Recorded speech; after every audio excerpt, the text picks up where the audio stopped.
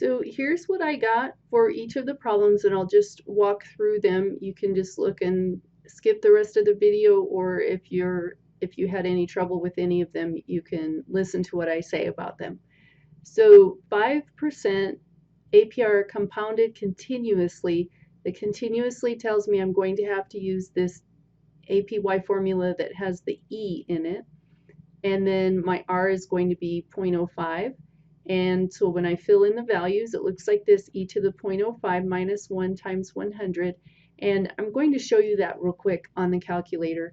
So I do second ln to get e to the, and then type in the 0.05, and then equals, so I get the 1.05127, subtract 1,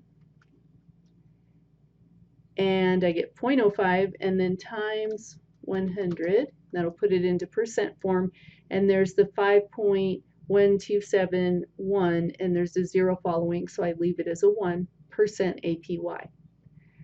For number 3, I changed my R into 0.0545, and then it said compounded monthly, and the monthly with the compounded told me I need the general compounding APY formula, and my N is going to be 12 because there are 12 months in 1 year.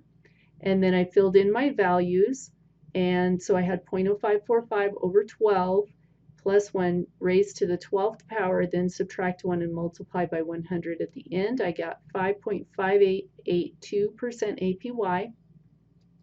Number 4, 5 3/4% APR compounded annually. Compounded annually tells me general compounding APY formula, and my N equals 1 because it's annually, and that happens 1 time a year.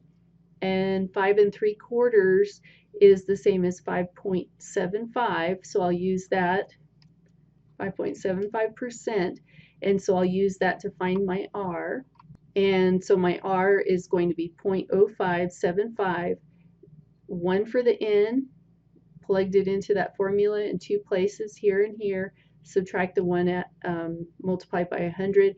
I end up with 5.75% APY, and that's the same thing as I started with. That will happen when you have compounded annually, and remember, when you have simple interest.